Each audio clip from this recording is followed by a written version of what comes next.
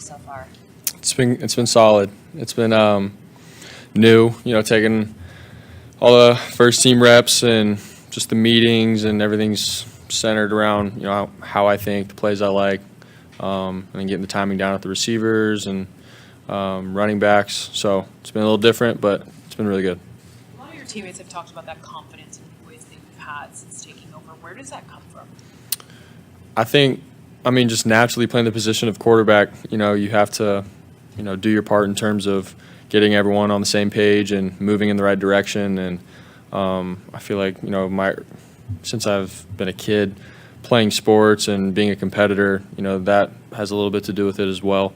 But I think just playing the position, it naturally comes from that. So haven't really done anything too much extra or out of the ordinary, just try to do my part and get everyone rolling. You mentioned the other day that it's pretty cool that your first start would be against Tom Brady. Has that sunk into you yet? Any additional thoughts on it? Yeah, I think it's awesome in terms of, Tom Brady coming and playing his team. But at the same time, I'm playing, the defense. I'm going to be going up against those guys rather than Tom himself. But definitely so awesome, to have Tom Brady come and play on the same field and compete against our team and stuff like that. I think it's awesome. So really excited about it. You've gotten a lot of support from, beyond just this locker room this week.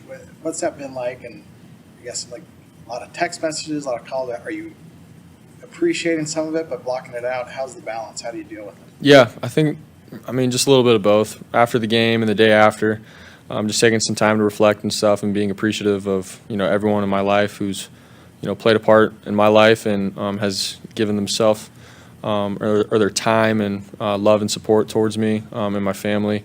I'm very appreciative of that. And so being able to reflect on those kind of moments and people, I did that, the day after the game and whatnot. So, but from that moment on, yeah, I've had to, sort of shift my thoughts and time and effort into, getting ready for this game. So, if I haven't responded to you, just know I'm a little busy. So, but I appreciate everyone's love and support. So, Have you talked to There's a lot Jimmy? of similarities between the way you entered that game against the Dolphins and Oklahoma State in 2018.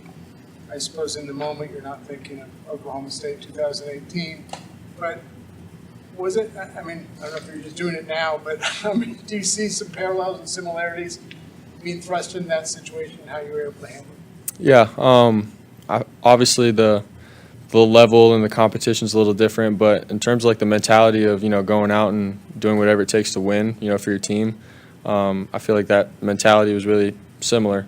And also just trying to, get my teammates respect. I just wanted to go out there and play and show them that, that I'm worthy of playing here and I'm able to get the job done kind of mentality. And so I had that mentality when I was a freshman in college when I first stepped in against Oklahoma State, and really nothing had changed. Just the level of competition and play it was better, for the Dolphins. So, but yeah, that was my mentality, and yeah, I'm really glad we were able to win, and I was able to do what it took, to win. So. Some people have recalled you got a touchdown run down the left sideline. You shoot your quarterback with a big pitch. Yes. Yeah. Yes. They were like, oh, maybe that was the moment where we had something. Was that, I don't know, for you, obviously you've done some things before that, but was that kind of a moment where I can make some plays and do this at this level? Yeah. I feel like in college, when I made that play, just seeing the excitement of my teammates and just the mojo and momentum that we had created from that, that definitely made me realize man, we can get something going here. And so the situation was a little different. At the time we were 1-3 in college.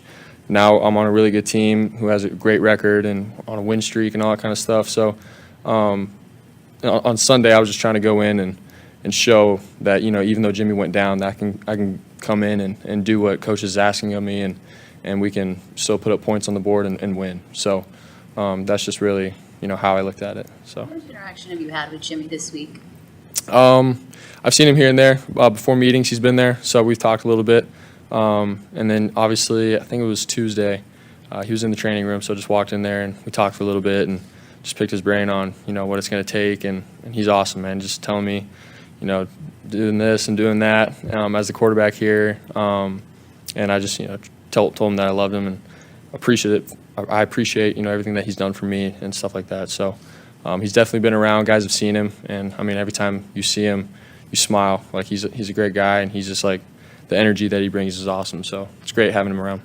You just kind of alluded to the idea that you're stepping into winning, and not a lot of third-string quarterbacks would get that opportunity, particularly as a rookie. What has that been like in terms of you this week trying to, understand, like, hey, this is a real opportunity here to go out and win, not just prove yourself? Yeah, I think, there's a lot of different emotions and thoughts that can cross your mind. But for me this week, it's been, just keep it simple. How can I do what coach is asking of me? How can I get the ball to the playmakers? How can we move the ball down the field? And also, how can I be myself and be the footballer that I am, So that's really just been my mindset. It hasn't been, this is it or the only opportunity. But yes, it's a great opportunity, and I'm just taking it one day at a time, one snap at a time, and we'll see what happens from there. What's the best piece of advice that you've gotten, and who does it come from? This week, this season, man. I don't know. There's been a lot of good things that people have said, both coaches and players. I think the biggest thing is seeing, like, the older guys, the veterans of the team, just come up to me and tell me, like, hey, like, we got you. And even the guys on defense, like, they're like, do your thing on offense. We're going to hold it down and do our part. And then the older guys on offense, like Christian and George and Debo, B.A., Trent, all those guys, like, they're like, man, we got you. We're not going to just throw you out there and, leave you out there by yourself. Like, they all got my back, and I think that's just been the coolest part about it. So knowing that I'm not alone in this whole thing. So. Preston Jones told me that you shared with him that you, after practice, go out on the field and you're going through the whole script. Is it just by yourself with the camera guy? Well, I also had Clay Kubiak, the assistant quarterback coach, out there, some of the other quarterbacks and ball guys. But, yeah, just going out there and running through the whole practice script, after. You're talking about – yes, yeah. And so you would just and watch the film and Yes. break it down yourself? Yeah, so I just run all the plays that Jimmy ran at practice, but on air. So not throwing the receivers or anybody, just mentally going through it. So Your preparation technique has been pretty solid since high school. yes, I would say so. Yeah. When you heard the stat that no quarterback has ever beaten Tom Brady in their first career NFL start, what do you think when you hear that? Is there any extra edge? I don't like to overthink things or anything like that. Like I said, I'm just trying to keep it simple. Play football, go against a great defense, and try to get the ball to playmakers. So I'm not overthinking anything else. So.